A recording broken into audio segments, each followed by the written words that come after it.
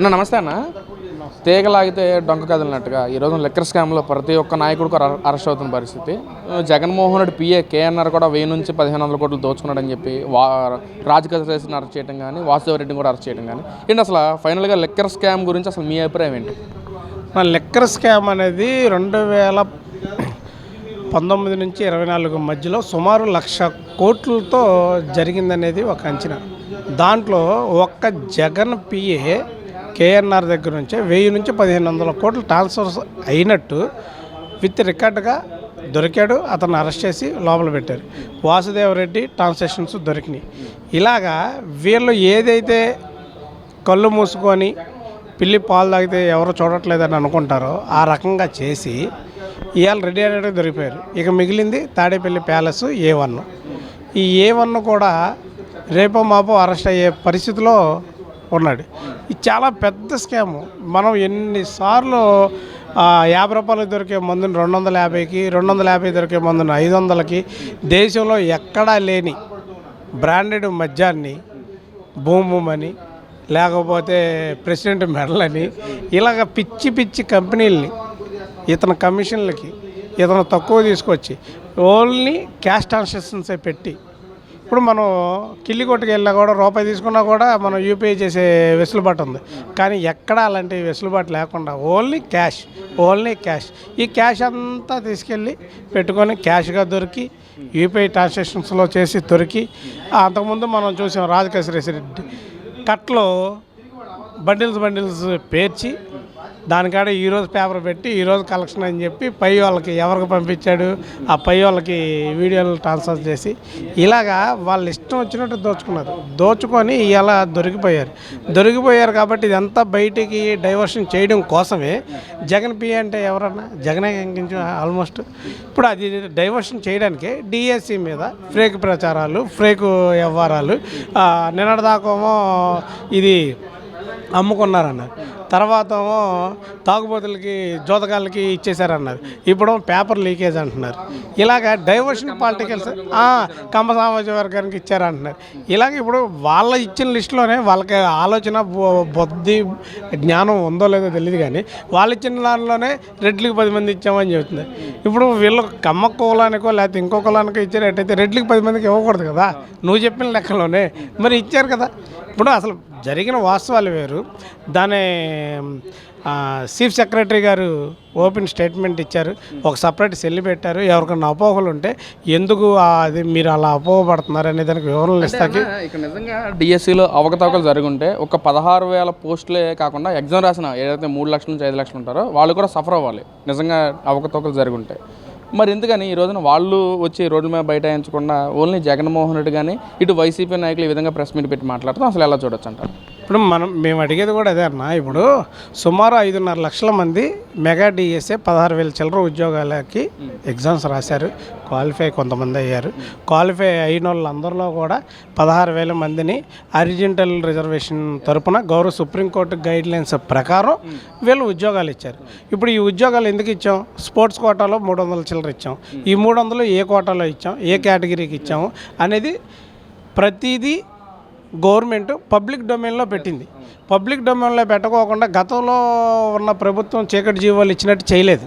ప్రతిదీ పబ్లిక్ డొమైన్లో ఉంది, మీరు చూడొచ్చు. మీరు బురద జల్లాలి, నేను బురదలో ఉన్నా ఆడెందుకు తెల్ల చొక్కా వేసుకొని ఉండాలి, వాడెందుకు బాగుండాలి అని చెప్పి బురద జల్లే ప్రయత్నం తప్ప ఇక్కడ ఏ ఇది జరగల. అసలు ఇవన్నీ నీకు వర్టికల్ రిజర్వేషన్స్ అంటే ఏంటి, ఆర్టికల్ రిజర్వేషన్స్ అంటే ఏంటి అనేది నీకు తెలియాలి అంటే నీ 5 ఏళ్ల పాలనలో నువ్వు ఒక ఉద్యోగాన్ని పబ్లిక్కి ఇవ్వాలిగా. నువ్వు సచివాలయ ఉద్యోగాలు ఇచ్చావు. సచివాలయ ఉద్యోగాలు ఏ కేటగిరీని ఇచ్చావు? నువ్వు ఎప్పుడైనా పబ్లిక్ డొమైన్లో పెట్టావా? వాళ్ళు అని కూడా గొప్పగా చెప్పుకుంటున్నాను. నేను గత ప్రభుత్వంలో 130,000 పైచీలుగా ఇచ్చాను జాబ్స్, అది నా దమ్మున్న నాయకుడు జగన్మోహన్ రెడ్డి అని చెప్పి గర్వంగా చెప్పుకుంటున్నాను. దాన్ని కూడా 130,000 ఉద్యోగాలు ఇచ్చానని నువ్వు చెప్తున్నావు. ఆ 130,000 ఉద్యోగాల్లో ఇవాళ ఉద్యోగం చేస్తున్న సచివాలయ సెక్రటరీస్ ఎంతమంది, తొలగించబడిన వాలంటీర్లు ఎంతమంది? నీకు దమ్ముంటే అది నీ ప్రభుత్వంలో నువ్వు చేసావు కదా, నీ దగ్గర ఎంతో కొంత డేటా ఉంటుంది కదా, నువ్వు చూపించు శ్వేతపత్రం కింద. నువ్వు ఇచ్చిన ఇప్పుడు రివెంజ్ తీర్చుకోవాలి, నీకులాగా ఎక్కగల ప్రజావేదిక పడేయాలి, లేకపోతే ఉన్న కంపెనీలు తరిమేయాలి అన్న ఆలోచన ఈ ఎన్డీఏ కూటమికి లేదు. కాబట్టి వాలంటీర్ల వ్యవస్థ మీద ఎంత వ్యతిరేకత ఉంది, జనాలు ఎంత ఇబ్బంది పడ్డారో అని దాన్ని ఆపి ఎవరైతే కష్టపడి ఉద్యోగాలు తెచ్చుకున్నారో ఆ ఉద్యోగస్తుల్ని వీళ్ళు కంటిన్యూ చేస్తున్నారు. వివిధ శాఖలకి వాళ్ళని బదిలీ చేసి వాళ్ళ సేవలు తీసుకుంటున్నారు. కానీ నువ్వేం చేస్తున్నావు? నేను రాగానే ఈ డిఎస్సి రద్దు చేస్తున్నా అంటున్నావు. ఇప్పుడు ఏముంది సిబిఐ ఎంక్వైరీకి? నీ ఆర్థిక అవకతవకల మీద అయ్యి, లిక్కర్ స్కామ్ మీద అయ్యి, తిరుపతి గుడిలో జరిగిన లడ్డూల మీద అయ్యి సిబిఐ ఎంక్వైరీ నువ్వు అడుగు, ఏపిస్తాక మేము సిద్ధంగా ఉన్నాం. అంతేగాని నువ్వు కష్టపడి ఒక దళితులు, ఒక బీసీలు, ఒక ఉన్న ఈడబ్ల్యూఎస్ వ్యక్తులు కష్టపడి వీళ్ళు ఉద్యోగాలు సాధించుకుంటే నువ్వు ఎప్పుడో వచ్చి ఈ డిఎస్సిని క్యాన్సిల్ చేస్తావా?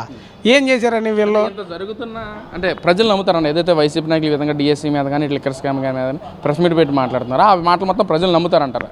అన్న వాళ్ళు పెట్టే ప్రతి ప్రెస్ మీట్ కూడా రికార్డెడ్ ప్రెస్ మీట్ అన్న. వాళ్ళ సొంత మీడియాలోనో లైవ్ ప్రెస్ మీట్ ఇవ్వట్లేదు, వాళ్ళు రికార్డెడ్ ప్రెస్ మీట్లు ఇచ్చుకుంటున్నారు.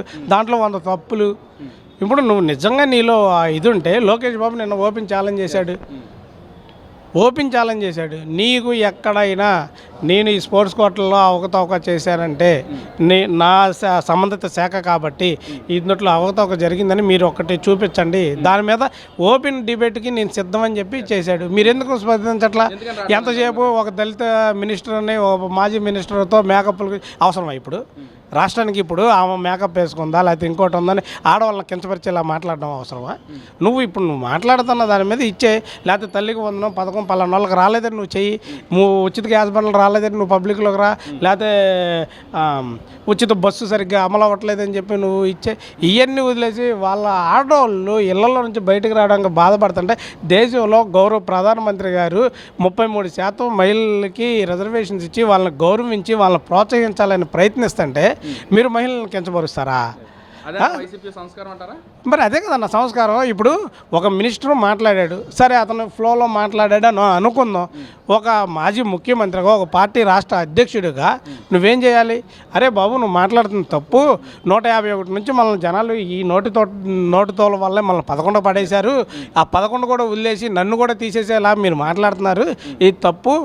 ఇది నేను తొందరపాటులో మాట్లాడాను, ఏంటి ఇది కావాలని జరిగింది కాదు, అనుకోకుండా జరిగింది కాబట్టి నన్ను మన్నించండి ఏమన్నా బాధపడి ఉంటే అని నీ నాయకుడితో, నీ మాజీ మినిస్టర్తో నువ్వెందుకు స్టేట్మెంట్ ఇప్పించట్లేదు? అలాంటి స్టేట్మెంట్ ఇచ్చేవాళ్ళు అయితే ఈ రోజున ప్రజల ముందుకు వచ్చి మాట్లాడేవాళ్ళు కదా, మరి ఎందుకని రావట్లేదు? అన్న, వాళ్ళు ఫస్ట్ నుంచి అహంకారం పూరితమైన వ్యక్తులు. డబ్బు ఉందని చెప్పి వాళ్ళ డబ్బుకి జనాలు అమ్ముడు పోతారని ఒక అహంభావంలో ఉన్న వ్యక్తులు. వాళ్ళ అహంభావాన్ని 2024 ఎలక్షన్లో విజ్ఞులైన ఓటర్ మహాశయులు కిందకి దించారు. వాళ్ళు ఎంత డబ్బు పంచినా 151 నుంచి 98తోనే వాళ్ళు ప్రభుత్వం ఏర్పాటు చేయాల్సిన మనుషుల్ని 11 ప్రతిపక్ష హోదా లేకుండా తయారు చేశారు. ఇంకా వాళ్ళు కళ్ళు తెరవకుండా ఇంకా అదే అహంభావంతో, అదే అధికార మతంతో వాళ్ళు ప్రవర్తిస్తున్నారు. దాన్ని కూడా జనాలు రానున్న రోజుల్లో రాబోయే పంచాయతీ కార్పొరేషన్ ఎలక్షన్లో నడ్డి విరిచి తన్ని, ఇప్పుడు 3 రోజులు బెంగళూరు వెళ్తున్నాడు కదా, పూర్తిగా అక్కడే ఉండే ఏర్పాటు కూడా విజ్ఞులైన ఓటర్ మహాశయులు చేస్తారని కోరుకుంటున్నాను.